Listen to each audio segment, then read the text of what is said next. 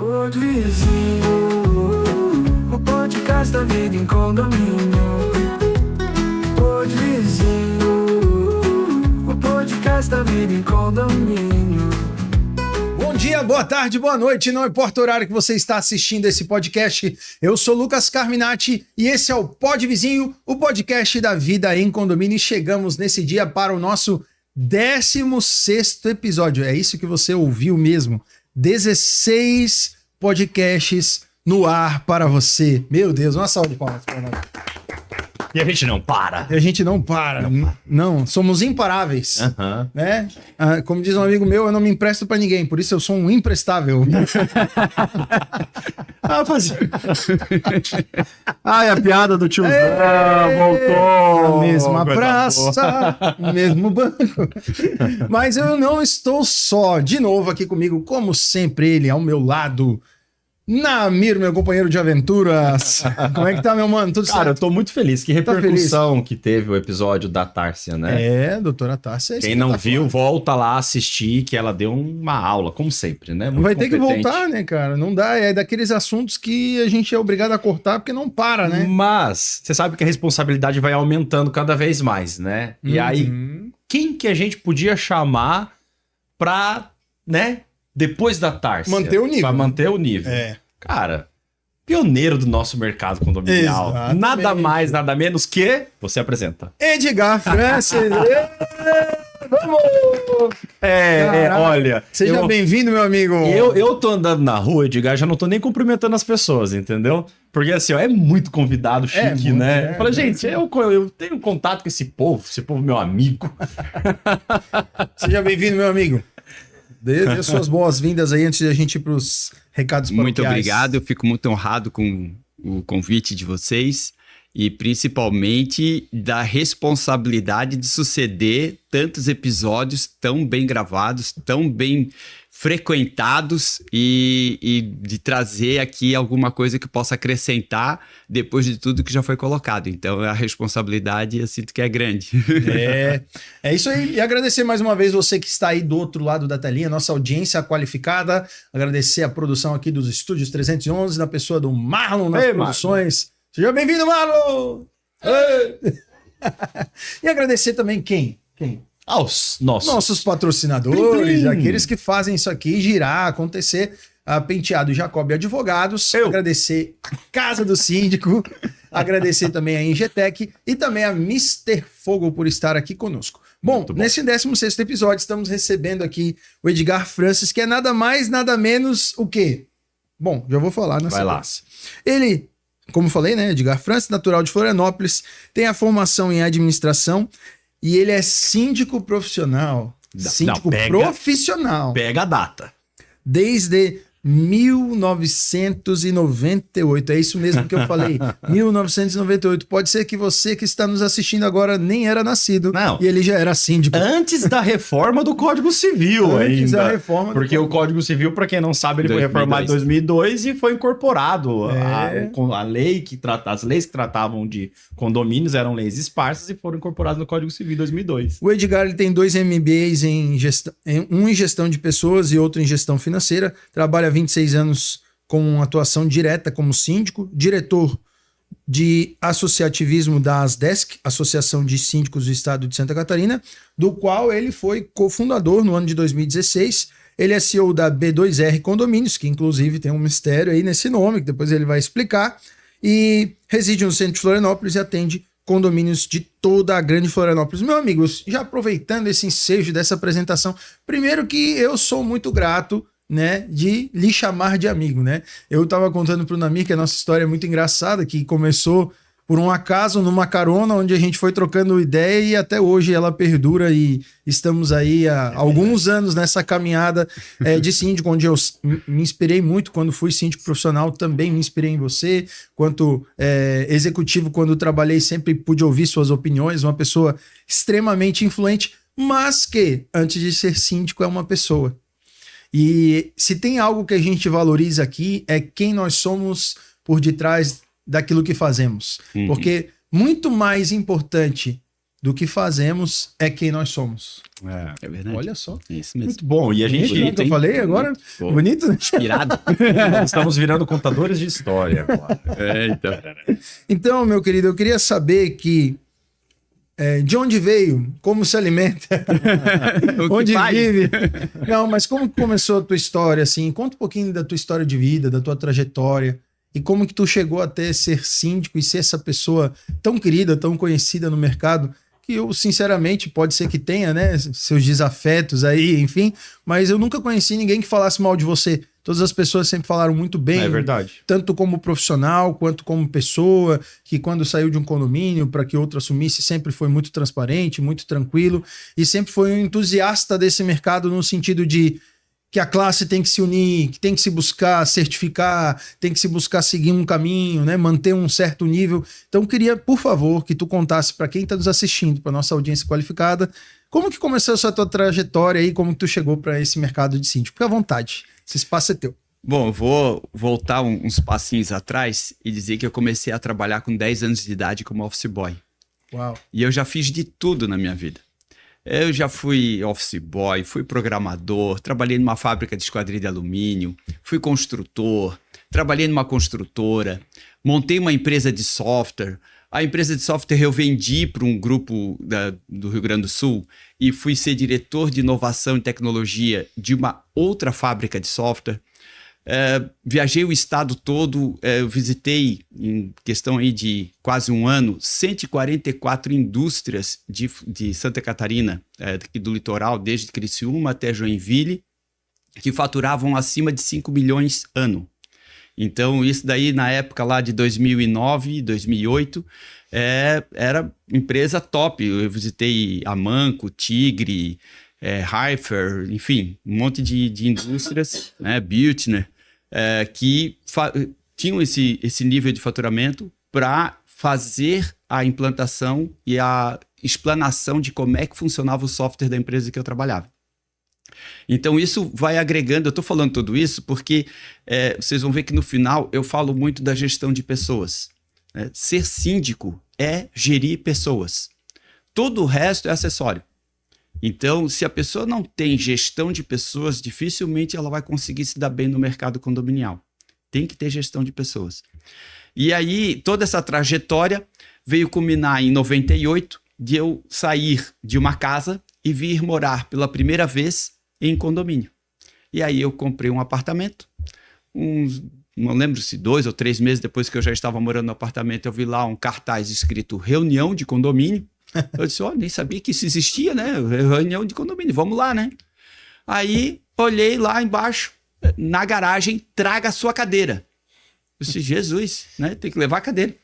Aí, cheguei lá na garagem, tava eles numa vaga de garagem, que era da síndica, com cada um com a sua cadeirinha. Eu levei minha cadeira de casa, cadeirinha de praia, daquela de armar e tal. E cheguei lá, éramos em 4 pessoas. A síndica, os 3 conselheiros e eu. O único interessado. E aí de um prédio que tinha 74 apartamentos. Meu Deus. Não mudou muito, né? Mas... então. E aí, o que aconteceu? Eles fizeram lá, eu fiquei só assistindo, eles fizeram lá a apresentação das contas e tal, discutiram algumas coisas das coisas que precisavam fazer, e etc e tal. E chegou no item tão esperado, que era a eleição de síndico. E ela disse assim, eu não quero mais. Aí o conselheiro, eu também não quero, eu também não quero, eu também não quero. Os 3 olharam para mim e disse, vamos deixar a bola com o novato. Eu disse, bola? Síndico? Do que vocês estão falando? Aí eles me explicaram, e aí eu disse, tá, mas se eu for o síndico, quem vai ser o conselho? Ela disse, não, aí eu assumo como subsíndica, e os outros 3 vão ser os conselheiros dessa nova gestão. E foi assim que eu comecei a ser síndico pela primeira vez na minha vida. Por acaso e de paraquedas. Olha, eu já ouvi essa história acho que umas 3 vezes, talvez essa seja a 3ª vez, mas eu sempre fico imaginando, né, de que loucura né? A gente tem ido na contramão, talvez, disso que você acabou de falar, porque o que a gente mais busca dentro do Pod Vizinho, dentro do podcast, é que quem nos assiste, a nossa audiência, sejam pessoas que se encorajem a se tornar síndico, desde que entendam o que é ser um síndico. Porque até o tema que a gente está se propondo a conversar hoje, né? Nem falei do tema ainda, mas é gerindo o dinheiro dos outros. Esse foi o título que a gente botou para esse mercado, que é o que o síndico faz. O síndico, né, no teu caso aí, quando assumiu como proprietário, ainda tinha o teu dinheiro envolvido também. Mas no seu caso da vida atual como síndico profissional, você gere, né, dirige a aplicação financeira dos outros, né? Do sonho das outras pessoas. E eles estão confiando em você como representante. E aí, uma pessoa, para ser um gerente financeiro, para ser um CEO de uma empresa que fature seus milhões, 500, 600, 700 mil, precisa ter uma habilitação e uma qualificação, correto? Sim. E aí, o síndico, que também administra valores nessa casa, pode ser qualquer pessoa, nunca teve identificação, então é contra isso que a gente vem lutar, e eu sei que você também. E é por causa disso que eu queria muito já envolver a minha próxima dúvida que eu anotei aqui, que administrar o nosso dinheiro já não é fácil, né? E como que tu, cara, chegou a esse resultado de 26 anos? Porque uma pessoa que está há 26 anos no mercado, uma pessoa que está há 10 anos no mercado, eu acho que ela já pode se considerar de sucesso. 26, ela já é mais que sucesso, já é uma realidade. E você está há 26 anos administrando o dinheiro dos outros, né? Como que isso faz sentido para ti? Qual é o segredo do sucesso? Você esfregou uma lâmpada, achou um gênio, fez 3 desejos? O que aconteceu? Conta pra gente, abre o teu coração um pouquinho, como que isso se desenvolve na tua vida. Ponto mais importante de tudo que tu acabou de falar é uma coisa que acontece diariamente no mercado condominial. Você chega numa assembleia de condomínio com a pauta dizendo que é eleição de síndico, eleição de conselho. Você chega lá já na segunda chamada, ou seja, nem tem oportunidade de conversar com seus colegas, entra praticamente já meio que atrasados, os primeiros minutos da assembleia já acontecendo, o presidente da mesa perguntando se é para ler a ata anterior, se não é, se é para fazer a aprovação da ata, e você chega e senta calado ali, não conversa com os seus vizinhos. E aí, quando ocorre a eleição de síndico, o presidente da mesa, que geralmente é o síndico atual ou alguém da administradora, chama os candidatos. Meu Deus. Chama os candidatos e diz, olha, você tem 5 minutos para se apresentar. Meu Deus! 5 minutos para apresentar uma história de vida. 5 minutos para dizer como é que ele vai gerir o seu dinheiro. 5 minutos para dizer o que ele pretende fazer ou o que ele já fez na vida dele. Isso é ridículo. Isso é ridículo.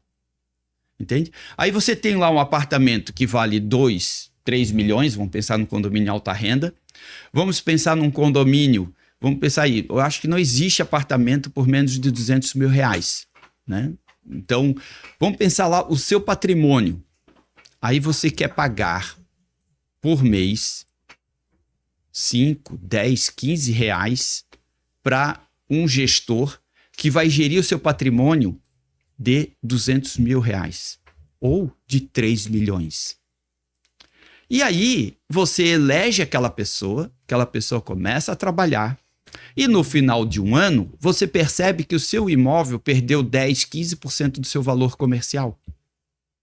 De quem é a culpa da desvalorização do imóvel? De quem elegeu a pessoa. De quem elegeu, não é do síndico. É de quem elegeu esse síndico. Ele está aplicando quem ele é. Ele está aplicando quem ele é. Exatamente, os conhecimentos que ele tem. Uhum. Então, eu acho uma barbaridade os candidatos não serem apresentados ao condomínio um mês antes da eleição de síndico. Conhecer quem serão os candidatos. Ter a informação que, independente de edital, e aí o Namir pode falar um pouco disso, da parte legal, independente de edital, independente do síndico atual ou da contabilidade ter criado alguma regra para a candidatura, qualquer pessoa, qualquer vivente com CPF pode levantar a mão e dizer, eu sou candidato. Ah, mas os candidatos tinham que se apresentar um mês de antecedência. Não. Ótimo para aqueles que tiveram a oportunidade de se apresentar um mês de antecedência. Mas no ato da eleição ainda podem ter candidatos. Não quer dizer que que ele vai vai ser concorrer escolhido, né? de desigualdade com os demais. Mas ele tem o direito de concorrer. Se for um morador que todo mundo já conhece, ele tem o direito de se candidatar. E aí eu vejo outros tipos de absurdos, que é impedir a candidatura dessas pessoas que se interessam em se candidatar, né? Bom, isso é o primeiro ponto mais importante, que eu acho que é a base de tudo. Tem pessoas gerindo o seu dinheiro, o seu patrimônio que é, às vezes, o custo de uma vida. Você passou a vida acumulando aquele patrimônio, financiou em 1.500 prestações lá no Banco Internacional, e aí você está adquirindo seu imóvel ainda, está tentando se tornar dono dele e tem que colocar uma pessoa para gerir o seu imóvel, onde você mora. Então, esse é o primeiro ponto, para mim é a base de tudo. Depois disso, é como gerir o dinheiro dos outros. Primeira coisa que eu penso, independente da regra que esteja na cabeça da pessoa, é que o dinheiro tem que ser carimbado. Se você não carimba o dinheiro, ele muda de local. Principalmente aqueles que colocam dentro do liquidificador e batem, né? Esses aí estão ferrados, porque pega o dinheiro do condomínio, bate no liquidificador e depois começa a pagar as contas. Obviamente, não vai ter dinheiro para pagar todas as contas. Isso é óbvio, não vai acontecer diferente. E aí começa aquelas reuniões de chamada de capital, de não faltou dinheiro para isso, faltou dinheiro para aquilo. Cara, vai gerir o dinheiro dos outros? Faz a primeira coisa, foi eleito num condomínio, chama uma assembleia logo em seguida e debate a planilha orçamentária. Não importa se tu vai mudar o valor da planilha orçamentária, se tu vai diminuir ou vai aumentar, não importa. O que importa é, faça uma assembleia de planilha orçamentária e carimbe os dinheiros. Olha, galera, é o seguinte, planilha orçamentária de vocês é R$15.000. Estava olhando aqui nas atas anteriores, vocês reajustam conforme a inflação e vão simplesmente reajustando, vocês não refazem a planilha orçamentária a cada ano. Lembrando que a lei, né, Namir, fala que despesa condominial é um rateio de despesas. Isso. Ou seja, aquilo que você está gastando é que tem que ser rateado. Não é o valor hipotético. Ah, não, eu acho que o meu condomínio tem que arrecadar 10 mil, mas ele gasta 12, o síndico que se vire com os outros 2. Não, não existe isso. Alguma coisa vai deixar de ser paga, alguma coisa vai deixar de ser feita. Então aí tem outro gancho para, de repente, destrinchar isso um pouco depois. Se você tem uma planilha orçamentária, independente se ela está bem feita ou mal feita, e o seu caixa começa a faltar muito dinheiro, a gestão não está boa. Se começa a sobrar muito dinheiro, a gestão está péssima. Veja a diferença. Ah, porque quando eu assumi tinha R$1.000 na conta, quando eu entreguei o condomínio tinha 200 mil. Ué, o que você fez? Cara, o que você não fez? Você não fez. O que você não fez, cara? Ficou de braço cruzado e não fez o que tinha que fazer. Condomínio deve estar se desmanchando que nem suspiro de açúcar. É simples, a conta é óbvia. Se você tem uma planilha orçamentária que em tese seja bem feita e você tem uma arrecadação e está sobrando dinheiro, tem manutenção que não está sendo feita. Até porque a lei já prevê a reserva do condomínio, que é o fundo de reserva. Então o condomínio não precisa economizar, né? Não existe essa de economizar, realmente é um rateio de despesas, né? E essas despesas a gente fala todo episódio praticamente. Eu acho até chato o pessoal que está acompanhando, tá? Que um bom síndico não é aquele que ele economiza, é aquele que emprega o dinheiro de forma eficiente e adequada, com boas empresas e tudo mais. E você sabe que você estava falando de planilha orçamentária, que a gente pensa sempre nesse 1 ano, né? E o condomínio, ele precisa... Eu nunca vi, tá, isso acontecer, mas talvez a gente possa... Naquelas caixinhas de pergunta que a gente deixa, ou alguém vir me falar. Esse planejamento, essa previsão orçamentária, ela tem que ser feita uma macro. Não 1 ano, uma de 5 anos. Porque daqui 5 anos vai ter que pintar o condomínio. Positivo. Daqui 5 anos você precisa, né? Vão ter necessidades que o condomínio não vai ter dinheiro se ele pensar só nesse ano, nessa despesa anual? Então, a grande questão é entender esse mistério aí, né? Acho que vem bem a calhar, eu acho que até durante o episódio que a gente fez com a doutora Tárcia, aliás, se você não viu, volta lá, no 14º episódio, que a gente falou muito sobre a questão de compliance, de estabelecer essas regrinhas e tal. A gente até comentou muito sobre essa questão financeira e até fiz um comentário que eu gostaria de reforçá-lo, né? Eu vejo que o que falta para os condomínios não é simplesmente arrecadar dinheiro e pagar despesa. O que falta muitas vezes para um condomínio é planejamento. O planejamento ele é fundamental para qualquer coisa. Nada que você faz a toque de caixa vai ser bem feito. E talvez seja isso que às vezes falta para o condômino, né? Nem às vezes para o síndico. Isso. Para o síndico também, porque o condômino não entende esse planejamento e aí ele vem gritar. E aí, às vezes, se o síndico não tem inteligência emocional, quem grita mais alto ele acaba atendendo e não trabalha dentro daquelas prioridades que foram estabelecidas. Aliás, eu quero até aproveitar esse assunto e puxar uma próxima... Só para complementar. Ainda pra falar. Mas isso que eu falo, depois você fala ali. Que eu só quero complementar o carimbar. Eu já ia jogar aqui na mesa desse exemplo que você deu de carimbar o dinheiro. Ô, Marlon, porque você não precisa carimbar o dinheiro hoje aqui, Marlon. Você viu? Tá triste. Você não precisa carimbar o dinheiro só para esse ano, né? Você pode carimbar dinheiro para daqui 5 anos, né? Que é isso que ele tá falando que é importante. Perdão. E ainda bem... Sigam.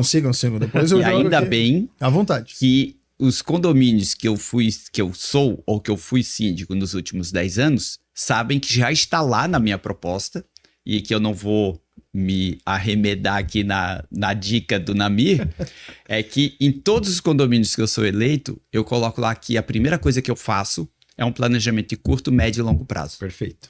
Porque um dos pacotes que eu vendo com o meu trabalho de gestão de síndico, né, profissional, é a questão de fazer um planejamento para rateio zero. Então, quem eventualmente seja meu condômino, né, o condômino dos condomínios que eu sou síndico, e que esteja assistindo aqui o podcast, vai dizer, epa, peraí, o caixa do Edgar está sobrando dinheiro. Por que o caixa dele está sobrando dinheiro se ele está dizendo que não pode sobrar dinheiro? Porque esse dinheiro que está sobrando, não está sobrando. Ele é o dinheiro carimbado de 2, de 3 e de 5 anos. E eu tenho um condomínio que já está fazendo o rateio da pintura para 8 anos. Então, ou seja, a pintura acabou de ser feita. Já manteve. E já começou foi feito um rateio de 6 meses para pagar a pintura. Já tinha um volume maior. Isso. Aí o condomínio fez a pintura e agora começou a fazer um rateio de 8 anos para o mesmo valor da pintura. A parcela ficou R$12 para cada um. Só que vai ser arrecadada mensalmente durante 8 anos. Quando chegar lá no 8º ano, esse dinheiro está lá guardado para fazer a pintura. Então, se der qualquer dor de barriga política, qualquer problema de desemprego, como foi em 2020, qualquer problema de algumas unidades em si, esses problemas vão ser sanados porque o dinheiro já está lá. Né? E o que é mais interessante? E aí entra gerir o dinheiro alheio. Se você tem uma poupança de longo prazo, as aplicações não vão ser feitas com liquidez diária. Você vai procurar aplicações de longo prazo, que vão rentabilizar mais, pagar menos imposto de renda ou até serem isentas de imposto de renda. Então, hoje em dia, o mercado financeiro está oferecendo opções além do famoso CDB, né, que é o Certificado de Depósito Bancário, que rende pela Selic, e aí os bancos lá têm... para a tua empresa, para o teu tipo de pacote, a gente paga 74% da Selic. Eu pago 80%. A cooperativa tal está pagando 90%. Outra cooperativa, mas se tu deixar 180 dias parado, paga 100% da Selic. Hoje em dia, tem bancos e cooperativas pagando até 130% da Selic em fundos de investimento conservadores, que é a obrigação legal, que também o Namir pode dar um pitaco em cima disso, que é todo condomínio tem que fazer aplicações conservadoras, não pode aplicar em fundo que pode dar negativo, não pode dar negativo nunca. Sim. Então tem que sempre render. O mínimo que se espera é a poupança, é o mínimo. Então tem que ser daí para cima, então não pode ser fundo de investimento. Sim. Então tem que ser fundo conservador de renda fixa.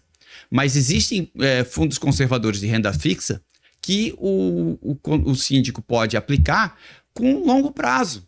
Então, eu tenho uma aplicação lá para 8 anos, onde eu vou adicionando dinheiro e ela vai ficar lá 8 anos parada. Então, a taxa de rentabilidade desse dinheiro é totalmente diferente. E aí volta-se aquilo que a gente está meio que dando o nome agora, o rótulo, que é dinheiro, porque ele está carimbado. Esse dinheiro é para aquilo e ele não vai ser usado em outra coisa. Eu assumi um condomínio que o síndico tinha feito um rateio de 100 mil reais para fazer uma obra. Mas não conseguia aprovar a obra, acabou o mandato dele, eu entrei, e aí eu recebi uma conta que continha 139 mil reais. E aí eu perguntei para a contabilidade o que era o saldo, já que era uma conta só, o que era o saldo daquele dinheiro, né? E aí ela disse assim, não, isso daí ó, é 70 mil de um rateio, que foi feito um rateio de 100 mil, mas gastou-se 30 em coisas que não eram despesas ordinárias e tal, e tem 40 mil de fundo de reserva e o resto é fundo de caixa. Eu disse, não senhora, então eu vou organizar esse negócio, vou fechar a conta e passar régua. Eu vou pegar 100 mil, que foi o rateio que foi feito, e vou botar numa conta. Vou deixar uns 5 mil para eu poder passar o mês, e o restante eu vou botar tudo no fundo de reserva, vou chamar de fundo de reserva. Vou chamar uma assembleia e vou dizer, olha, a partir de hoje, fundo de reserva de vocês é 34 mil, tem 5 mil na conta corrente, tem 100 mil lá na conta de rateio para o rateio que vocês fizeram a arrecadação. Não tem condições de botar o juro lá desses 100 mil, que era os corretos, mas pelo menos os 100 mil que foi rateado e estava na ata de condomínio, é responsabilidade do síndico ter esse dinheiro lá. Então, está aqui. E aí o pessoal até gostou. A gente fez as assembleias para aprovação da obra, e a obra foi aprovada e foi feito o rateio complementar para somar naquele dinheiro. Mas aquele dinheiro estava separado. Então, se a pessoa vai chamar de dinheiro, vai chamar de recurso, não importa. É o dinheiro carimbado. Sim. Tá lá, né? Tá lá. Não, o que eu ia perguntar antes de ser interrompido, meu amigo, mas você tá livre. Eu acho que a minha função é que te interromper. É, isso aí. Mas não é uma interrupção, não. Perfeito. Era só porque eu queria que tu falasse de um item bem importante. Tudo isso que tu tá comentando, até olhando pra tua camisa, né? Essa camisa bonita. Inovação e paixão e dedicação e síndico, né? Inovação, paixão e dedicação vem tudo antes de ser síndico, né? Porque o que te torna síndico é todas essas coisas. Cara, isso é um dom? Ou é possível de alguém aprender e fazer a mesma coisa que você tá fazendo? Ah, só um pouquinho. Eu quero uma camiseta dessa, hein? Pode mandar de presente aqui pra gente, pra gente deixar aqui, hein? É verdade. Ó, eu usaria mesmo. Eu uso o M. M ou G? Pode mandar pra mim. Tem mais aqui atrás, ó. Isso aí é legal, Você podia colocar staff, assim, ou apoio, alguma coisa, entendeu? Para os seus colaboradores. Chega lá no condomínio e todo mundo já vê, né? Que o síndico tá ali trabalhando. Então, mas a Manu já usa uma de síndica. Síndica. A Manu assumiu o posto de síndica. Então, É dom? É talento? É possível de ser ensinado? Ou é loucura? Eu acho que é um pouco de tudo. É um pouco de tudo. O dom é interessante. Existem realmente pessoas que têm o dom para tratar do dinheiro, certo? Tem pessoas que nunca fizeram faculdade, não estudaram nunca. A gente tem pessoas que trabalham na roça, tem pessoas que trabalham na cidade, tem pessoas que trabalham em indústria, em empresas e nunca tiveram numa cadeira de escola, mas eles têm tino para o negócio. Sim. Eles têm tino para lidar com o dinheiro.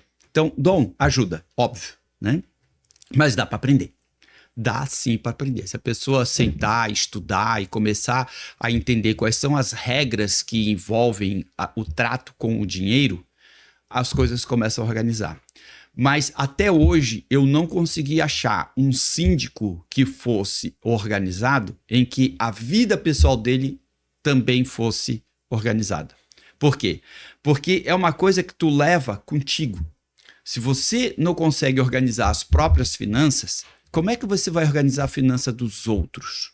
Eu fiz um levantamento com as contabilidades que eu trabalho de qual era o volume que eu tinha movimentado em 2020, 2021, 2022. E 2022 foi o ano que eu mais movimentei dinheiro. Eu movimentei 2.800.000 reais nos meus condomínios. Então pensa, é muita responsabilidade. Todo dia tem pagamento. todo dia tem alguma coisa. Todo dia eu tenho que decidir de onde que eu vou sacar dinheiro, se é da conta corrente, se é do fundo de reserva, qual é a despesa. Ah, essa despesa aqui, ela é do fundo de reserva, essa daqui é do rateio, essa daqui é do caixa. E quando não tem dinheiro nesses locais e eu tenho uma despesa que apareceu de paraquedas, apareceu de repente, da onde que eu vou tirar, o que eu tenho que fazer, qual é a atitude que eu tenho que tomar. Ah, eu vou tirar do fundo de reserva, vou chamar uma assembleia para contar o que eu fiz. É uma opção. Aliás, uma das melhores opções. Né? Então, sempre tem decisão para ser tomada em relação ao dinheiro. E o dinheiro ele é muito ingrato. Ele é muito ingrato. Se você não tiver respeito pelo dinheiro, o dinheiro toma conta de ti. E eu digo sempre isso em relação a finanças pessoais. Eu sempre pergunto para qualquer pessoa que vem trabalhar comigo, para zeladores, faxineiras, jardineiros, qualquer nível de hierarquia das pessoas que estão ao meu redor, eu sempre pergunto: qual é a tua reserva? Você tem reserva? Ah, eu faço uma poupancinha para viajar no final do ano. Ah, legal. E a tua poupancinha de longo prazo? Né? O teu fundo de garantia pessoal, onde é que tá? Aí eu lembro que teve um podcast com o Lucas que eu comentei. Eu tenho 24 meses de salário depositado numa conta, aplicado Esse cara a longo prazo. É um exemplo para a minha vida. Por quê? Porque eu boto a cabeça no travesseiro e eu durmo, cara. Eu apago que nem uma pedra. Por quê? Porque eu tô tranquilo. Se eu perder todos os meus condomínios ao sair daqui, eu tenho certeza que eu tenho 24 meses para pensar no que eu vou fazer. Sim. São 24 meses da minha renda mensal depositados numa conta só para a minha garantia, para a minha tranquilidade. Eu tenho outros dinheiros carimbados. Eu tenho dinheiro das minhas férias, eu tenho dinheiro da troca do meu carro, eu tenho dinheiro do meu filho para a faculdade dele, eu tenho outros dinheiros. Aí o pessoal começa a perguntar, tá, mas ou tu ganha uma fortuna, ou então, como é que tu faz? Tu come o quê? Tu vive o quê? Tu veste o quê? Tu dorme e mora aonde? Aí eu disse, olha, existem muitas regras. Que o mercado financeiro, se tu entrar no Instagram, vem de quilo, né? Vem de monte. É a regra do 40, 30, 20, 10 ou do 50, 30, 20. O que é? É dividir o teu dinheiro. Teu dinheiro entrou, já carimba ele em casa. E esse aqui é o dinheiro para a subsistência e esse daqui é o dinheiro para as minhas reservas.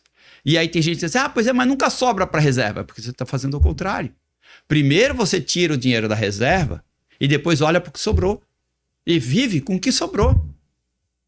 Cara, você já pensou que um zelador hoje ganha líquido em torno de R$1.900? Que uma faxineira ganha líquido em torno de R$1.450? Cara, eu não sei nem quanto é que tu recebe por mês de salário. Mas pensa numa pessoa vivendo com esse valor. Tenta imaginar. É complicado. No mundo que a gente está hoje, é complicado. Então, se a pessoa não tiver um mínimo de reserva, não fizer pelo menos um 90-10 ali, ela tá ferrada, cara. Dá uma dor de barriga, dá uma dor de dente, a pessoa vai chorar na calçada, porque não tem nem o que fazer. Sim. A gente recebeu aqui num dos episódios, se não me falha a memória, o 13º, a gente recebeu a Nicole Gasperin. Beijo, Nicole! Né? A Nicole era especialista em educação financeira e previdência. E a gente falava, a gente não, né? Vou dar crédito aqui, né? O Namir falava muito sobre isso. E realmente é um lance que a gente precisa muito refletir. O síndico, ele é refém de uma assembleia, literalmente, né? Você não tem uma garantia, você não tem um FGTS, você não tem nada disso que se você chegar na assembleia e não for escolhido, não vai ter uma rescisão. Acabou. Tudo acabou ali. O sonho se foi embora ali naquele momento. E a gente falava muito sobre pensar no futuro do síndico, né? E isso que você está colocando é fundamental. E eu acho muito legal que você não só falou do síndico, você esticou isso principalmente para essas classes que, entre aspas, são menos favorecidas, que, ao meu ver, acho até um pouco injusto, né? Que às vezes quem segura a bomba mesmo de um condomínio muitas vezes é um zelador. É o que menos ganha. É uma faxineira e às vezes não são tão bem valorizados como deveriam. Não estou falando em hipótese alguma também que deveria ganhar mais que o síndico, não, mas deveria também ser valorizado. A gente sabe que existem zeladores que têm um bom salário, né? Mas são raros, em sua maioria, principalmente quando a gente entra no quadro da terceirização, e nem é culpa das terceirizadas, elas seguem uma convenção, né, que foi estabelecida, tem um sindicato por detrás disso que estabeleceu um salário e eles seguem aquilo, mas de fato o profissional quanto mais bem valorizado, melhor remunerado, ele melhor bem colocado é dentro de um condomínio. E você falar isso, estender isso é muito louvável e mostra a sua personalidade, né? Você é uma pessoa que sempre estica isso mesmo, para quem tá lá na ponta com você, eu acho muito legal quanto você valoriza. E volta no que você falou no início, né? Que tudo é gestão de pessoas. Você quer falar alguma coisa, meu amigo? Quero, já que você puxou esse gancho, eu não queria mudar de assunto, que a gente estava falando de dinheiro, mas eu quero voltar a falar de gestão de pessoas, que é o trato. Eu sempre falo que o condomínio é o reflexo do síndico, né? E eu vejo isso como advogado, porque eu advogo para vários. E quando o síndico ele não tem uma habilidade em ouvir, em separar, eu falo pro síndico profissional, né? Porque quando é morador e ele tá envolvido naquela confusão, é pior ainda, né? Porque daí ele já leva pro lado pessoal mesmo, porque não é aquela profissão dele, e aí vira aquela briga, né? Que a gente conhece. Mas especificamente pro síndico profissional, ele consegue separar de fato, porque, por exemplo, síndico profissional, o cara deu um problema na cisterna, o cara tá sem água. O cara chega do trabalho às 18 horas, com o filho, não sei o quê, para dar banho, chega lá no condomínio e não tem água. Ele pega o telefone e vai xingar o síndico, né? Mas, enfim, ninguém deve fazer isso. A gente sabe que não. Mas acaba acontecendo, né? E o síndico reativo, aquele síndico que vai e não consegue compreender e separar realmente o lado pessoal, o ego, ele transmite isso para o condomínio. E eu queria que você comentasse isso, porque eu vejo que a sua gestão ela é uma gestão humanizada. E eu queria que você falasse um pouco disso, que eu acho que é fundamental, porque se a gente tem um condomínio que tem muita briga... Tá, não tô generalizando, tá? Vamos lá para também ninguém vir aqui me criticar pelo que eu tô falando, porque a gente sabe que tem alguns condomínios que são complicados mesmo, né? Mas eu vejo que realmente o reflexo é do síndico e da forma como ele faz essa gestão.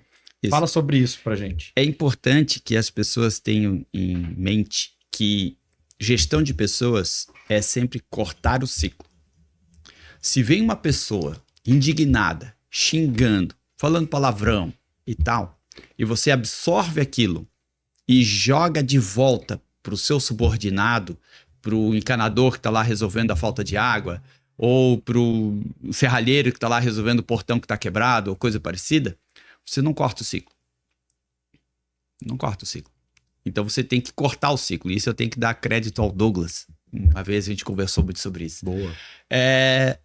O que acontece? Se as coisas chegam e você não absorve, você filtra o que é essencial para a solução e aplica a solução, as coisas vão esparecendo e vão se resolvendo de uma maneira natural. Então, aquela nuvem, aquela tempestade vai se dissipando e aparece o sol. Então, as coisas vão se resolver. Tudo depende da forma como vai ser absorvido e da forma como vai ser repassado. E aí, eu sou austero. Dizem que eu sou brabo, né? Mas eu também sou generoso. Então, quando eu percebo que uma pessoa precisa de ajuda, eu intervenho por ela. Então, já teve situação de uma terceirizada, faleceu a minha mãe de criação. Eu queria ir no enterro dela. A mãe de criação não vai dar atestado para ela. Por quê? Porque o atestado de óbito, ela não é descendente direto, não tem por que faltar o serviço. Só que a terceirizada não vai perdoar. Quem é que tem que entender isso? É o síndico. O síndico que tem que intervir e falar para a terceirizada: eu estou abonando a falta dela. E como é que tu vai fazer sem? Eu vou me virar com os outros que estão aqui. Entende? Então, sempre tem uma maneira de contornar a situação. Eu já tive situação onde a funcionária simplesmente faltou, porque foi lá, resolveu o que tinha que resolver, e recebeu uma advertência, e já era a segunda, estava perigando já ser demitida por justa causa. Eu disse, não, tu pode retirar a advertência. Eu, como contratante e como solidário, porque todo condomínio que contrata uma terceirizada, ele é responsável solidário. Então, talvez em algum outro podcast aí vocês já tenham tratado desse assunto, falando da responsabilidade do condomínio quando contrata uma terceirizada. Então, se eu sou solidário na parte financeira, eu sou solidário na parte decisória. Então, eu também posso decidir. Eu também posso intervir e dizer, olha, não, pode retirar a advertência porque eu não concordo com ela. Porque eu entendo o contexto. A terceirizada lá não consegue entender. E ela está no papel dela. E eu estou no meu papel. E cada um do seu quadrado. Então, tudo isso aí é muito importante. E aí sim você tem uma gestão humanizada. Perfeito. Eu acho que essa tua colocação é bem interessante quando a gente leva esse tipo de atendimento mesmo quanto síndico para a ponta, isso melhora toda a gestão do condomínio. Porque um condomínio que o síndico não tem os funcionários debaixo do seu guarda-chuva quanto entendimento de que eles são tão importantes quanto o síndico talvez tenha o grau de ser responsável civil, criminal e responder num grau mais elevado, né? Mas o zelador que administra a bomba, de fazer a troca de uma bomba para outra, é tão importante quanto o síndico que o ensinou a fazer essa troca. Uhum. Então, quando você leva isso para a ponta e o funcionário entende, ele não vai ser mais um detrator do teu trabalho. Porque quando o síndico e o zelador não são parceiros, o que o zelador faz? Ele, pelos corredores, começa... Não, que esse síndico não presta, porque ele tá fazendo... Não faz nada certo, não faz nada direito. Sim. Exatamente. E começa essas falácias, e quando chega lá na assembleia, muitas vezes aquela pessoa que recebe a informação não vai te procurar ao longo do caminho. Ela vai esperar a assembleia para dizer... Lá em assuntos gerais, que é outra coisa que eu abomino. Eu tiro, tem que tirar. Odeio assuntos gerais, né? Você também. Acho que o Edgar também não gosta. É porque não serve pra nada, né? Aí chega lá no assunto gerais. Eu quero dizer uma coisa, porque o zelador falou isso e aquilo outro. Então, realmente, a gestão de pessoas ela é fundamental. E ela traz realmente para o condomínio uma saúde também bem importante. Quando ele fala em assuntos gerais, até é bom. O pior é quando eles não falam nunca e simplesmente falam entre eles, concordando com aquela falácia fica como verdade, porque uma mentira falada 1000 vezes vira verdade, e o síndico nunca fica sabendo para sequer se defender daquilo que está sendo acusado. Eu só queria fazer só uma explicaçãozinha técnica do que o Edgar estava falando da questão da contratação da terceirizada de responsabilidade. Aliás, só rapidinho antes de tu entrar, não veio nenhuma terceirizada aqui. Fica convite aos meus amigos aí das empresas terceirizadas, por favor, venham sentar nessa mesa aqui, falar sobre esse assunto tão importante, né? Terceirização de pessoas é um assunto que a gente quer falar aqui. Nas relações trabalhistas e nas questões de responsabilidade, primeiro responde a empresa, tá? E depois o condomínio. É nessa ordem. Então, primeiro vai buscar o patrimônio da empresa, se tiver algum problema trabalhista, e depois o condomínio. Então, é só para a gente deixar pontuadinho aqui para as pessoas entenderem como que funciona essa relação de condomínio e terceirizados. Maravilha. Meu amigo, vamos puxar de volta aqui o nosso assunto que a gente estava falando. E queria que a gente desse um destaque, assim, bem importante, né? Claro que você não vai contar todo o seu ouro, né? Senão não teria graça, né? Contar todo o segredo de 28 anos de trabalho. 26. 26, perdão. Começou em 1998. Quem deve estar com 28 ou 29 por aí é o Inácio, que é o único que eu conheço que dá mais tempo do que eu. Sim. É o Inácio. O Inácio que é na Gama dessa tem um condomínio da Planel. Não, mas tem um condomínio bem famoso na Gama dessa que ele é síndico há muitos anos. Eu acho que é o... Casa do Barão. Casa do Barão. Casa do Barão. Isso. Olha aí. Conheço. Vamos trazer o Inácio aí também. Vamos achar o homem aí. Vamos ver se... Não sei se ele vem, né? O escritório dele é no Planel. Não posso ficar falando essas coisas, né? Inácio, vem. Vem, Inácio. A gente fica identificando. Daqui a pouco o pessoal tá indo atrás. Né? Mas, Edgar, dentro dessa questão de inovação, tal, da questão de gerenciar vários... Você tá com quantos condomínios hoje? Tem o suficiente para Que pergunta trazer delicada, desculpa. É só porque faz sentido dentro do que eu vou perguntar. Vai. Vamos supor que seja mais de 5 aí. 5 condomínios. Um condomínio já dá bastante trabalho. 5, então, nem se fala. Muito provavelmente você deve se utilizar de ferramentas hoje para se apoiar, né, dentro dessa questão. O que você pode explanar para a gente assim o que existem de ferramentas que podem favorecer a gestão de um condomínio para quem está como síndico começando agora, que, né, pode aprender contigo aí desses 26 anos. alguma ferramenta que possa ajudar tal. E estico mais a pergunta que eu acho que vai fazer sentido também é, para usar essa ferramenta, como você se planeja? É uma previsão orçamentária fixa? É uma previsão orçamentária variável? É as duas? Não faz previsão? Segura na mão de Deus e vai? Como é que é o negócio aí? Conta pra gente. Cara, eu digo sempre, nenhuma das duas. Previsão fixa é complicado para o síndico, principalmente se o caixa é pequeno. Quando eu digo caixa, eu digo o valor total de arrecadação. Então, vamos supor, você tem lá um prédio com 20 apartamentos que arrecada, sei lá, 20 mil reais. Dá, em média, aí, R$1.000 por apartamento, que a gente sabe que tem a diferença de fração ideal e tal. Mas vamos botar assim, que todos têm o mesmo tamanho de fração ideal. 20 apartamentos, 20 mil reais é R$1.000 por apartamento. Se 4 apartamentos deixam de pagar o condomínio, é 4 mil a menos. Cara, 4 mil a menos num condomínio como esse pode ser a conta de energia e a conta de água. Uhum. Então, qualquer dor de barriga que der nisso daí, vai dar problema. E aí, se você tem lá uma previsão orçamentária que já considerou que a conta de energia é 2.000 e que a conta de água é 2.000, e num determinado mês essa conta de água vem de 5.000, vai faltar dinheiro. Se a conta de energia, que era para ser 2.000, vem 2.500, vai faltar dinheiro. A gente sabe que existe uma sazonalidade. No verão, nós temos mais dia do que noite, então gasta-se, em tese, menos energia, e no inverno gasta-se mais energia. Ainda que você faça uma média e cobre a média todo mês, qualquer conta que sair muito da média vai te estourar o caixa. Ah, então tu acha que tem que ser a variável? Não, a variável também dá problema. Por quê? Porque a pessoa fica insegura. Eu sou síndico de um condomínio que era cobrança variável, um condomínio comercial. O que acontece com um condomínio comercial? São salas comerciais que as pessoas se planejam. Pô, tenho aqui a minha receita e tal, e eu tenho lá 400... A imobiliária diz que é R$400 o condomínio, porque é o último condomínio que ela pegou para botar o imóvel para alugar. Aí o cara aluga, e o primeiro mês vem 500. Aí o segundo mês vem 550. Aí o terceiro mês vem 600. Aí daqui a pouco vem 900, porque teve uma bomba lá que queimou. Aí o cara vai na imobiliária e exige a rescisão do contrato porque não cumpriu o que foi prometido. Disse que o condomínio era de R$400. E pode fazer isso sem pagar as multas contratuais.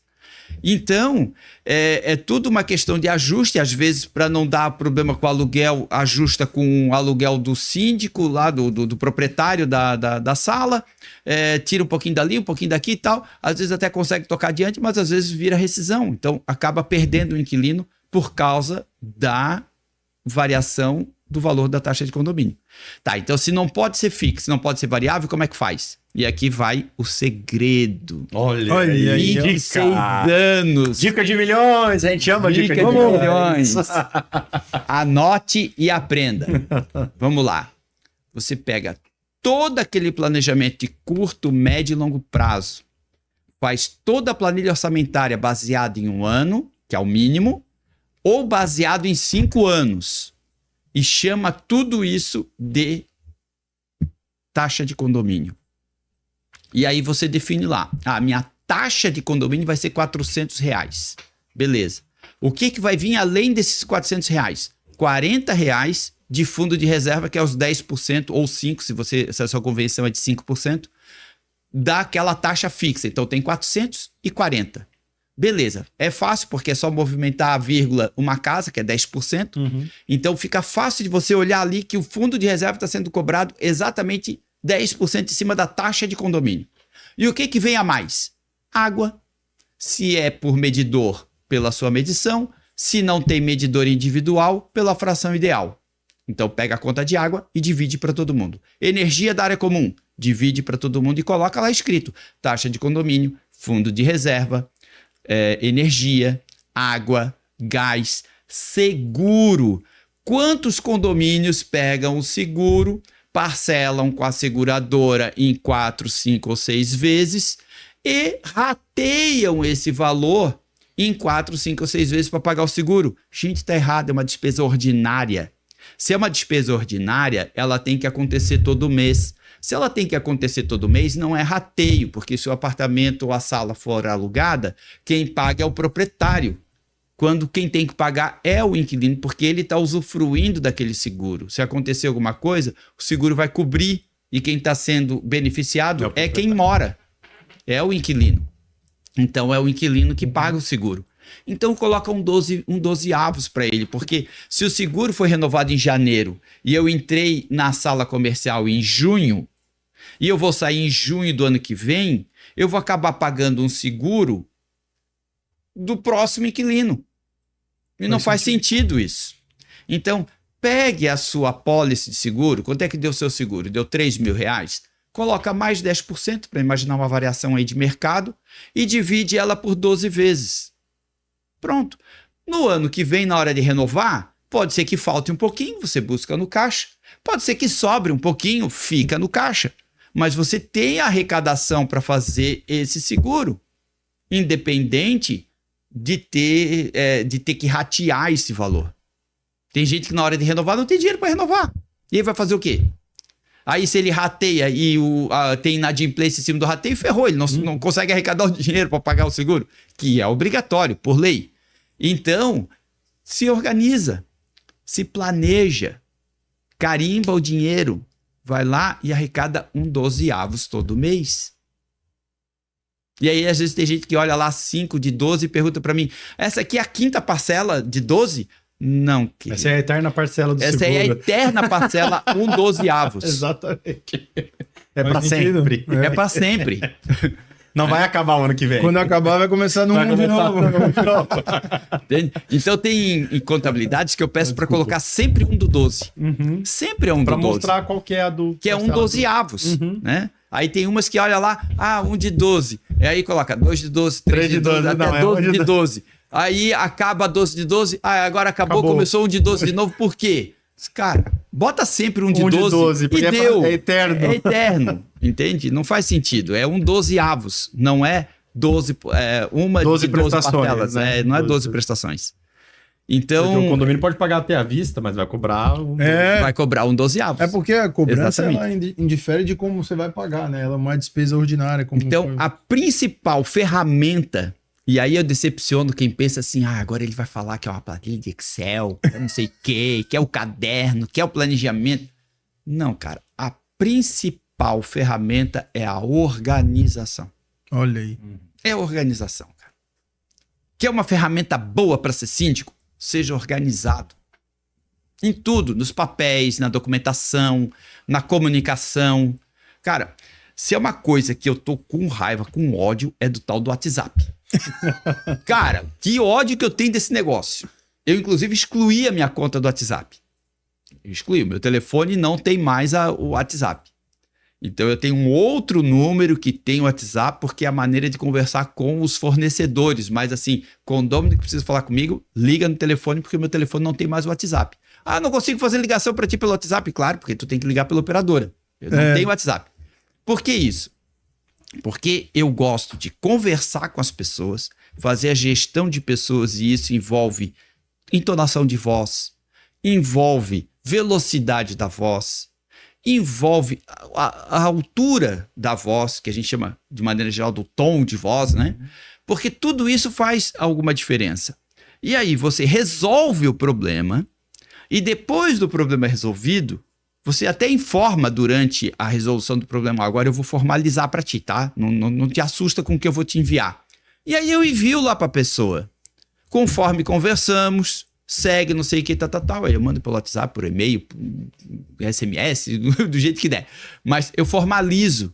Mas não mando uma mensagem para a pessoa. Olha, o seu carro está mal estacionado. Estou lhe advertindo. Cara, mensagem não é para isso, bicho. Liga pro cara. Você está com dificuldade de estacionar o seu carro? Não. Você já observou que o seu carro está ficando fora da vaga? Não. Pois é. Você precisa colocar o seu carro na vaga dentro dos limites amarelos. Aqueles das marquinhas que tem lá no chão. Pois é, só que daí tem gente que passa por trás. Eu disse, pois é, mas não tem que passar por trás. Você encosta o carro lá na marquinha amarela e a pessoa passa pelos outros locais que sobraram. Tá, vou fazer isso. Certo. Não se assusta, eu vou mandar para ti uma advertência pelo sistema, que sai lá com o nome de advertência, formalizando o que a gente conversou. Tá, mas eu tô sendo advertido? Não, eu tô conversando contigo, mas eu vou formalizar isso.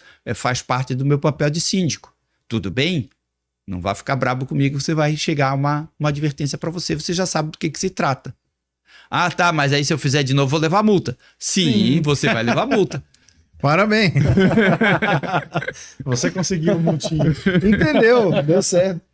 Entendeu? É. Então tem que ser assim, principal ferramenta, organização. Se organize que qualquer outro aplicativo, planilha Excel, o Word, qualquer outra coisa, ela vem para agregar na organização. Se você não é organizado, não vai ter planilha Excel que dê jeito. Muito bom. Temos que partir Várias pro final, dicas de cara. melhor. Já? Já. Meu Deus, voou o tempo. Voou o tempo, meu Deus. Ai, mas, meu amigo, fala aí pra nós. Tinha outras coisas aqui pra falar. Vou fazer Vamos uma última rapidinho. pergunta antes do final, Rapidinho. então. Antes de partir pro encerramento. Acho que é bem importante tu falar isso.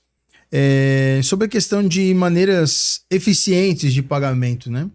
Você usa hoje algum sistema, alguma coisa dessa gestão, sim? O que você recomenda lá pro síndico que está assistindo a gente agora? É boleto, é Pix, é TED, é DOC, é o que ele faz? Contrata alguém? O que tu recomenda aí para gerir o dinheiro dos outros? O que seria mais intencional aí nesse sentido? Vou ser um pouco repetitivo, vou falar de novo em organização. Ah, é? Primeira coisa é a organização. Se você for bem organizado, os pagamentos vão dar todos certos. Não faz diferença se você usa Pix, TED, boleto, transferência. Não faz diferença. O que faz a diferença é você se organizar na hora de fazer os pagamentos. Só não vai pagar em dinheiro, pelo amor de Deus. Dica de milhões. Dica de milhões. Você programa os pagamentos sempre para 2 dias antes do vencimento. Por que 2 dias antes do vencimento? Porque se você... Hoje é dia 1º e eu estou programando um pagamento que vai acontecer dia 16 e eu coloco o dia 16 e dá uma dor de barriga no banco, você vai pagar juros e multa. A tua obrigação é de pagar, né, Namir? Se o cara tem lá um cartão de crédito, não dá para dizer, ai, não recebi o boleto, não recebi a fatura. Sim. Cara, a tua obrigação é de pagar. Então, se a tua obrigação é de pagar, não pagou, vai pagar multa e juros. Esquece, não vai ter diferença em relação a isso. Então, coloca 2 dias antes. Porque daí, no dia que você programou, no dia 14, você olha lá, caiu na conta, beleza, você já imprime o comprovante de pagamento, anexa na nota fiscal, manda para a contabilidade. Se não caiu, dá tempo de saber por que não caiu, dá tempo de ligar para o banco, olha, eu fiz um pagamento, o que aconteceu? Ah, não foi o erro aqui, mas vai cair na conta. Beleza. Não caiu e você tem que pagar de novo. Pô, eu ainda tenho 2 dias para resolver isso, eu tenho o dia 15 e o dia 16. Então, coloca 2 dias de antecedência em tudo que tu vai pagar. E a segunda dica de milhões em relação a pagamentos, você tem 30 dias no mês. Se você fizer pagamento todo dia, você tá ferrado, cara. Sim. Você tem tanta coisa para fazer que tu tá ferrado. Esquece, não vai dar conta. Uma vez que entrou a receita do condomínio... Já paga. Não tem milagre, não vai entrar mais, não é? Então, assim, ó. Se o teu condomínio vence dia 5, dia 8, dia 10, não importa. Pega todos os teus fornecedores, todos os teus pagamentos, tudo aquilo que tu paga no condomínio e transfere a data para ser entre o dia 10 e o dia 20. Dos 30 dias, você vai ter só 10 dias para se preocupar com pagamentos. Todos os outros dias você está livre para trabalhar no condomínio. Simples assim. Olha aí, ó. Dica de quem tá desde 1998 no mercado. Então, acho que tem uma certa E eu já ainda vou mais relevância. Marca tudo pro dia 15, gente. Tudo pro dia 15. Olha o dia 15, dia 15. Aí não entra receita. Mas veja, o que eu falei é muito verdade. Tem um problema que é o limite de pagamento bancário. Sim, bancário diário. Aí você vai ter que todo mês ligar pro banco pedindo para ele levar o limite naquele dia para poder fazer esses pagamentos, porque senão vai travar.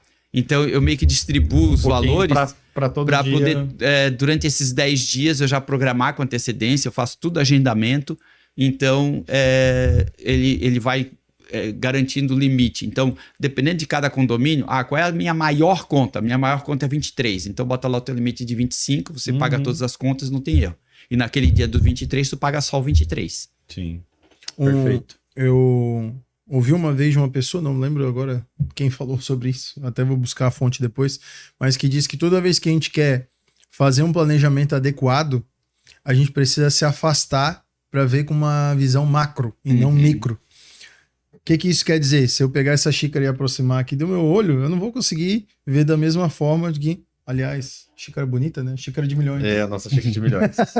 Foi o nosso primeiro item de milhões.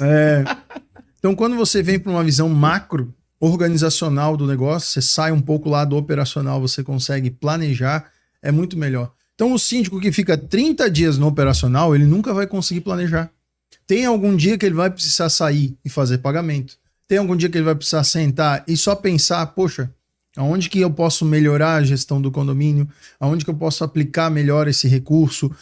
Será que eu tenho que chamar um fornecedor ali e talvez negociar alguma coisa ou otimizar melhor o recurso? Tudo isso você só vai conseguir fazer quando você sai, né? Ainda mais uma pessoa que não tem um condomínio, tem vários.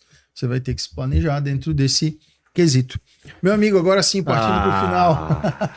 Temos que partir para o final, mas vai ter que voltar, tem muitos outros assuntos. Gestão de pessoas, cara, é um assunto que eu acho que tu precisa voltar para falar mais profundamente, porque tu realmente é um cara que domina vocês isso. estavam muito dinheiristas hoje no podcast.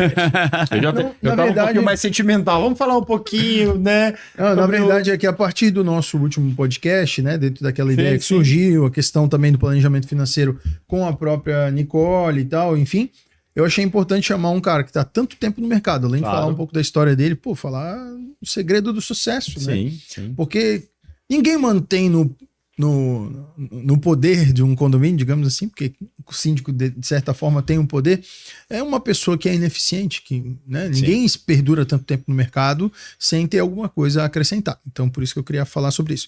E, aliás, tem muito a calhar também, que a última coisa que eu vou te perguntar é como que você vê o futuro desse mercado? Você, como síndico profissional desde 1998, um cara que está há 26 anos, tem para onde ir ainda? Tem como inovar? E, aliás, além de responder se tem como inovar ou não, eu queria saber o que você pensa sobre deixar um legado desses 26 anos. Você se vê ainda como síndico por mais 26 anos ou não? Chega, eu cansei, quero pendurar a chuteira, quero passar a bola. Eu queria muito que tu desse essa mensagem. Uma escola, não sei, ensinar, replicar. Bom, fique à vontade. E depois, logo depois de tu terminar aí, claro, talvez tenha alguma coisa mais a acrescentar, mas eu queria que tu falasse como que as pessoas podem te encontrar.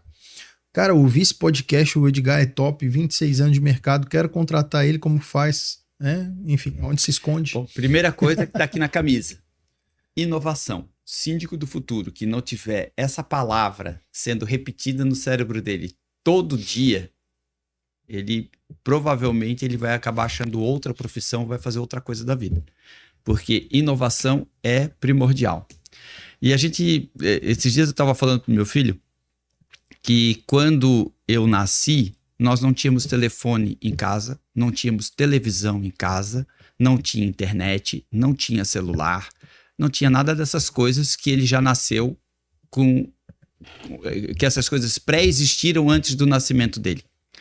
Então, nós, quem nasceu aí na década de 70, conseguiu vivenciar uma transformação do mundo empresarial fantástica. Eu acho que muito maior do que a transformação da era industrial em 1900. Nós estamos vivendo agora a era da inteligência artificial. Tudo aquilo que nós levamos 10, 15, 20 anos para ver acontecer, e nós tivemos essa oportunidade, está acontecendo agora com o mercado, não só o condominial, mas todos os mercados que podem ter algum tipo de atrativo com a inteligência artificial, de uma maneira muito mais acelerada. Nós vamos ver aí em mudanças em 1 ano, em 2 anos, em 5 anos, que não se imaginava nos últimos 100 anos. E se a inteligência artificial está fazendo praticamente todo o trabalho humano, uma empresa lá na Índia trocou 1.800 atendentes de telemarketing por uma plataforma de IA. Uau. E ninguém consegue saber a diferença entre a plataforma e as pessoas. Tantas outras áreas têm trocado pessoas por IA. Eu vi um Instagram esses dias de uma empresa de contabilidade que conseguiu fazer 300 mil lançamentos de notas fiscais em 1 minuto, com IA. Entende? Então, a IA pega o XML, que já vem pela nuvem, então ela forma um hub trazendo, qual é o teu CNPJ? É X? Ela busca na internet todas as notas fiscais emitidas para esse CNPJ X. Busca os XMLs, sobe as notas, decide qual é o padrão tributário de cada item pelo IAN 13 ou IAN 40 que tem lá dentro da nota, que é o código do produto. Todo produto tem um código. E aí já lança tudo isso, já faz o balanceamento tributário, já faz tudo com um apertão de botão. Então, a pessoa que antigamente, vamos pensar aí, lá os meus pais, que iam trabalhar todos os dias, tinha todo aquele negócio do sonho americano, né? O cara sai da casinha dele, vai até o trabalho, bota a pastinha dele em cima da mesa, tinha a mesa dele organizada, a máquina de escrever, a calculadora de 4 operações, aquele negócio todo, e aí passava o dia despachando, e chegava de noite e ia para casa, e se acabou.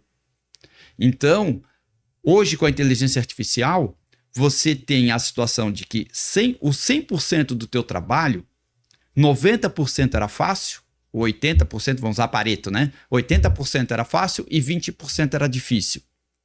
Os 80% de Pareto, a IA está fazendo. Eu entendo que em 4 ou 5 anos, a IA vai fazer mais 10% da parte difícil. Vai ficar 90-10. O que vai sobrar para o ser humano fazer? Só o que o ser humano sabe fazer. Porque a IA não consegue sentir. Ela não consegue se apaixonar, pelo menos não ainda, né?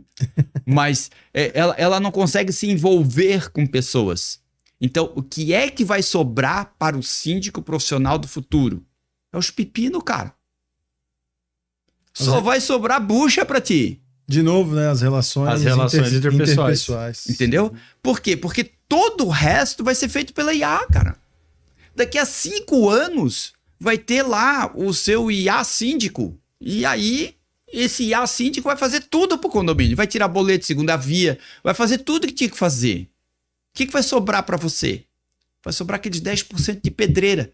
Então, hoje, um síndico que cuide de um condomínio já mais antigo e tal, que ainda está habituado com as questões antigas de administração, e o cara recebe lá uma nota 9, significa que ele está fazendo aquilo que a IA faz por ele, e ele está deixando aqueles 10% sem solução. Porque ele está ganhando 9. Mas um NPS com 9 tá, beleza. Cara, agora... No futuro, a IA vai fazer isso. E vai sobrar para ti o que a IA não consegue fazer. E se você não souber fazer o que a IA não consegue fazer, não vai sobrar nada para você fazer. Porque você vai ser substituído. Simples assim, você vai ser substituído. Então, vou repetir para ficar bem claro. Se você tem 10 coisas para fazer no condomínio e a IA faz 9, o que vai sobrar para você? Vai sobrar para você aquele 1 que a IA não consegue fazer. Se você também não souber fazer, você serve para quê? Muito bom. Forte, hein? Gostei forte, da cara. visão, forte. Eu tenho passado isso aí diariamente pro meu filho. Meu filho quer fazer a faculdade de engenharia de controle de automação. E aí eu disse para ele, cara, se tu não começar a pensar nas coisas que só a tua criatividade vai te diferenciar da IA, a IA vai resolver todos os problemas de engenharia. É verdade. O que vai sobrar? O que tu acha que vai sobrar pra ti, cara? Tem um amigo meu que tá fazendo até música na IA já. Sim. Tem bandas de IA com imagem, com vídeo e tudo de uma banda que não existe. E essa foi não exatamente a resposta, mas já me perguntaram, né?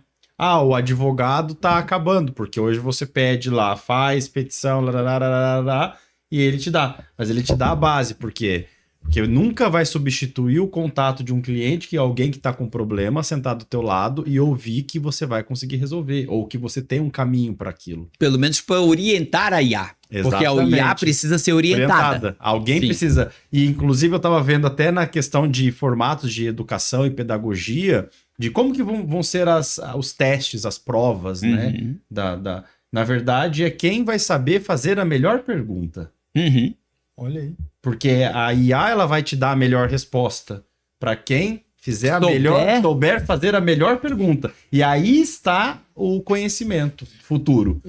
Quem sabe fazer a melhor pergunta. Tem mais um assunto, né, para falar. Né? Vou denunciar a idade agora. Tá. Eita. Lá, quando eu era criança pequena em Barbacena, tinha um filme do Super-Homem que ele pegava um cristal, jogava lá num negócio gelado lá e fazia um castelo todo gelado. Aí ele entrava no castelo, tinha lá um totem, e aí ele chegava, botava a mão no totem, e aí aparecia a imagem do pai dele e tal, e ele chegou e disse, puxa pai, o que eu vou fazer? Eu tô com um problema assim. E aí ele só respondia, essa não é a pergunta certa. Essa não é a pergunta certa. Cara, se tu pega e transmite para a inteligência artificial um certo conhecimento, se tu não souber pensar esse conhecimento lá de dentro, com a pergunta certa, conhecimento não sai. Conhecimento não sai. E isso lá 40 anos atrás. Entregou a idade agora. Entendeu? Então, é isso, cara. O síndico do futuro, ele tem que estar antenado com as inovações, ele tem que se antenar com as coisas que ninguém consegue fazer, ele tem que ter um diferencial, ele tem que saber que o que vai sobrar para ele é só pepino. É a parte que ninguém consegue resolver. Se tu consegue fazer isso, tu vai sempre ter um condomínio para administrar. E vamos ficar como o nosso lema. Se prepare para fazer a melhor pergunta. É isso que vai fazer a diferença. É isso aí. Por isso que nós estamos aqui, para fazer as melhores perguntas. Mas a gente Edgar, o que significa B2R, Edgar? É verdade. E o jabá no final tem que fazer também. E aí já fala, né? Onde é que encontra B2R? Como é que faz? A B2R Condomínios você encontra no www.edgarfrancis, que é o meu nome, .com.br.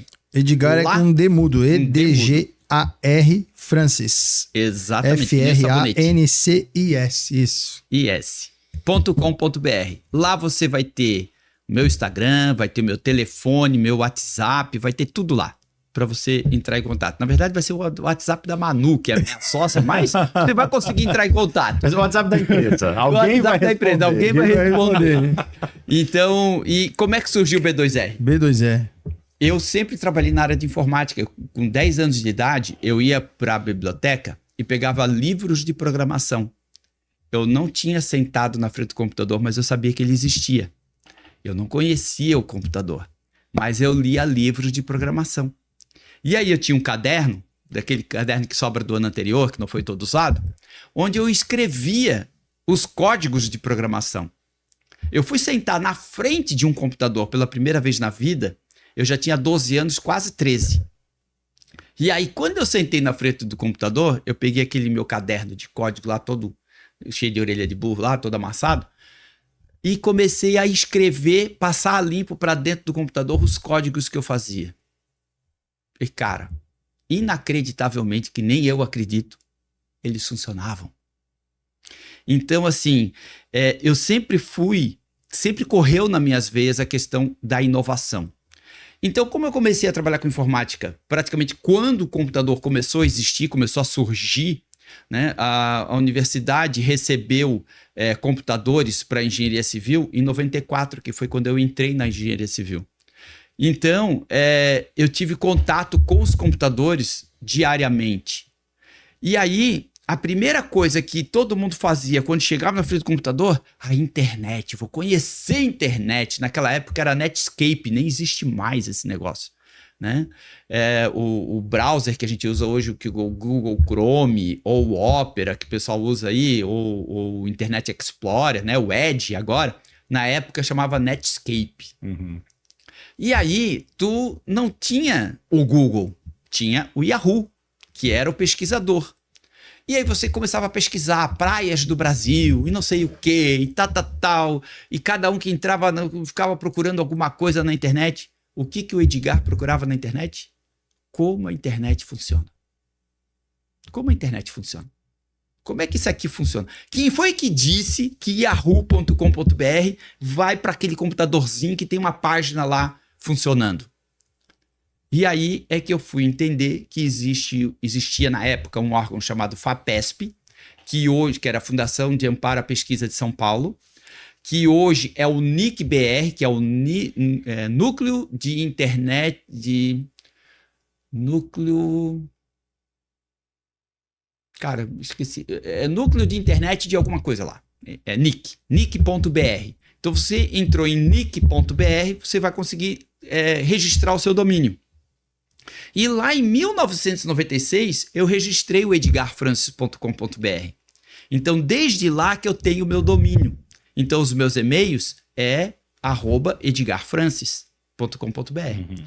E aí, com isso, eu comecei a pesquisar qual era o menor site permitido a cadastrar. Eu podia cadastrar a.com.br? Não podia. Tinha uma restrição. Tinha que ter no mínimo 3 letras. Apenas alguns órgãos, baseado numa defesa, conseguiam registrar domínios com menos de 3 letras. Tipo bb.com.br, porque é do Banco do Brasil. Certo? Mas assim, outros domínios, praticamente hoje não existe mais domínios com menos de 3 letras. Né? É muito raro você achar um domínio que tenha lá 1 letra ou 2 letras, porque depois as regras foram mudando e nem essas exceções foram abertas. Então não pode mais. E aí eu começava a olhar. E o que acontecia quando você registrava um domínio? Você ia lá, vamos supor, podvizinho.com.br. Aí você paga uma taxa anual. Aí você paga 1 ano, paga 2, paga 3 e desiste de pagar. O que acontece? Ele vai para uma lista chamada lista de liberação. Então aparece lá a lista de liberação. Eles ficam 6 meses congelados para que todos tenham conhecimento de qual é o domínio que vai ficar disponível para registro. E depois ele entra numa janela de registro, disponível para registro. Então ele entra na disposição de registro, você vai lá e registra. Aí vamos supor, eu queria cadastrar caneca.com.br. E o Lucas também queria cadastrar a caneca. Então eu estou aqui em Florianópolis, o Lucas está lá em São Paulo, eu cadastro, ele cadastra também nessa janela de disponibilidade de registro. Quando a FAPESP entendia que tinha mais de um querendo o mesmo domínio, ela não dava nem para ele nem para mim. Ela jogava de novo para domínio em disponibilidade. E ficava mais 6 meses bloqueados. Daqui a 6 meses o Lucas não tinha mais interesse. Mas o Edgar ainda tinha. Aí o Edgar ia lá e cadastrava caneca.com.br. Aí o Namir entrava lá e cadastrava também caneca.com.br. Deu mais de um, nenhum dos dois ganha. E tem domínios que não existe mais na internet, porque depois de 6 liberações ele é bloqueado para sempre. Infoshop.com.br não tem. Eu trabalhava na Infoshop, quando eu estava tentando fazer, tem Infoshop-SC. Tem Infoshop... Floripa, tem Infoshop SC, tudo junto, mas infoshop.com.br não tem, porque tinha uma empresa em Curitiba que queria e tinha a empresa em Florianópolis que queria. E toda vez que entrava em disponibilidade, os dois cadastravam. Então ele foi excluído da nossa internet brasileira, não tem mais. E quando eu ficava olhando isso aí, toda vez eu ficava olhando lá, eu quero pegar um domínio de 3 letras. Eu tinha um domínio que chamava yap.com.br. E eu perdi a data de renovação, esqueci de renovar e ele foi para liberação. E uma agência de jornalismo lá de São Paulo, do Rio, se eu não me engano, registrou. Se tu entrar lá, yap.com.br, é uma agência de reportagem. E era engraçado, porque era Yap, né? Yap. Então a pessoa perguntava, e aí, tudo bem? Yap, né? Então era o Yap. E aí a gente perdeu o Yap. Então eu comecei a continuar atrás de um domínio e achei um dia, belo dia, eu encontrei o B2R. Eu disse, é meu? E de lá para cá ficou o meu domínio e era o domínio que eu usava para passar pelo telefone. Porque pelo telefone é muito fácil. Passar, às vezes, B2R. Né, tu passar lá, podvizinho.com.br. Pode é só com D mudo, vizinho é com Z, não sei o que, tal. O cara sempre escreve errado. Então, o B2R é muito fácil. É B de bola, o 2 do teclado numérico, R de rua.com.br. Então, eu passo para todo mundo por telefone esse e-mail e ele joga dentro do meu edgarfrancis.com.br. Muito bem. Mas não tem nenhum significado, então. Não tem nenhum significado. Eu até criei um significado para ele. Em inglês, tu pode fazer uma corruptela, né? Que a gente fala que é quando você mexe um pouco no significado da palavra. Djavan, alguns músicos aí da MPB fazem isso, mudam a sílaba tônica para tentar rimar a palavra, mas aí fala a palavra meio errada, né? Tipo, impregno, fala impregno, sei lá, qualquer coisa, para tentar encaixar no ritmo da música. Então, em inglês também tem essas corruptelas. Então, tu pode dizer business to right, né? Que seria negócio certo em inglês. Não é bonito? Muito bom. Temos. Fechou? 16º. Aê! Opa! Ó, quero minha camiseta, hein? Eu vou cobrar. Todo podcast eu vou cobrar até ela chegar. Chegamos ao final de mais um episódio, 16º episódio, com a presença do Edgar Francis e também da sua presença. Você que chegou até aqui, nosso muito obrigado. Deixa o seu like, comenta. Se você quiser mandar alguma pergunta, acessa lá o nosso Instagram. Se discordar de tudo que a gente falou, coloca lá também. É isso aí, participa conosco, né? E mais uma vez agradecer os nossos patrocinadores. Muito obrigado a Penteado Jacob Advogados, muito obrigado a Casa do Síndico, muito obrigado a Engetec e também a Mr. Fogo. E também te convidamos a continuar nos acompanhando pelo Instagram, porque em breve temos novidades. Já estamos aí no 16º episódio, tem muita coisa boa vindo por aí. Muito obrigado também a 311 na produção do Marlon. Até a próxima, eu sou o Lucas Carminati. Valeu, tchau! Pod Vizinho, o podcast da vida em condomínio. Pod Vizinho, o podcast da vida em condomínio.